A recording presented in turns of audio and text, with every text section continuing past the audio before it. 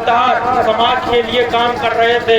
जिस तरीके से जिस बीजेपी की सरकार ने 2017 में उन पर एनएसए लगाने का काम किया, 17 महीने तिहाड़ जेल में गुजारने का काम किया, पुलिस प्रशासन ने इतना टॉर्चर किया कि आप कल्पना नहीं कर सकते हैं।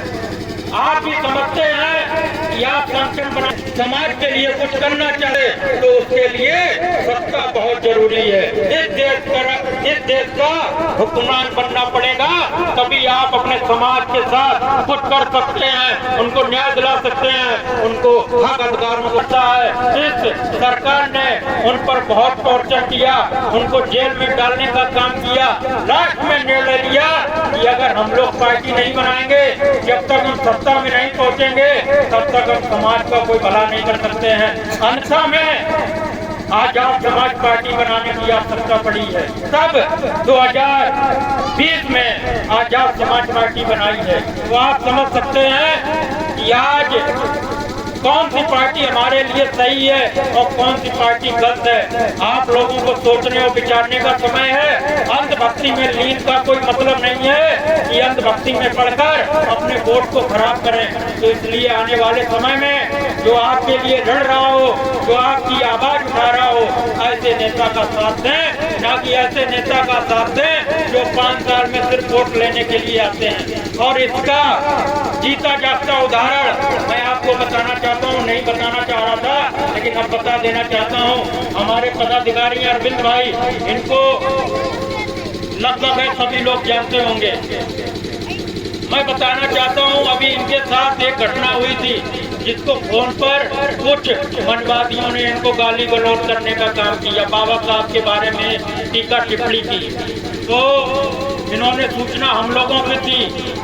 तो आप समझिए, उसी दिन हमारे पदाधिकारी पहुंचकर थाने में पहुंचकर प्रार्थना पत्र देने का काम किया और पुलिस प्रशासन को अल्टीमेटम दिया कि आप इनको 24 घंटे में अरेस्ट न किए तो यहाँ पर कन्नौज में कलेक्टर में धरना प्रदर्शन करने का काम करेंगे।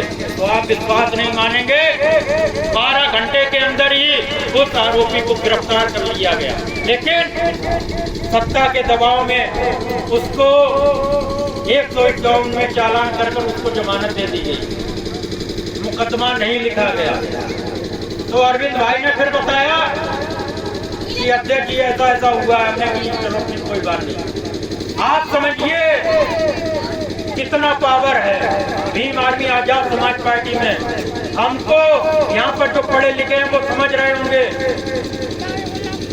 सिर्फ मोबाइल से एक शूट करने की आवश्यकता पड़ी थी। दूसरे दिन एसएचओ ने बुलाकर रात में इनको अरविंद भाई को इनको फोन किया कि आप भाई आ जाइए, मुकदमा लिख लें। हम मुकदमा लिख रहे हैं। तो आप समझ सकते हैं कि भीम आर्मी आजाद समाज पार्टी का पावर, जो इंस्पेक्टर स्वयं फोन कर बुला रहे हैं कि आप आइए, हम आपका मुकदमा लिख रहे हैं। ये ताकत एडवोकेट चंद्रशेखर आजाद जी की भीम आर्मी की है, जो उन्होंने हम लोगों को दी है। और मैं बताना चाहता हूँ कि हम लोग कोई भी इलीगल काम नहीं करते हैं और हमारे साथ में अगर कोई अत्याचार अन्याय करेगा तो हम लोग प्रशासन और सरकार से लड़ने में भी पीछे नहीं हटने वाले हैं, उसके लिए फिर कुछ भी करना पड़े। तो इसलिए आपको सोचना और समझना पड़ेगा। आपसे बस यही जानना चाहते हैं।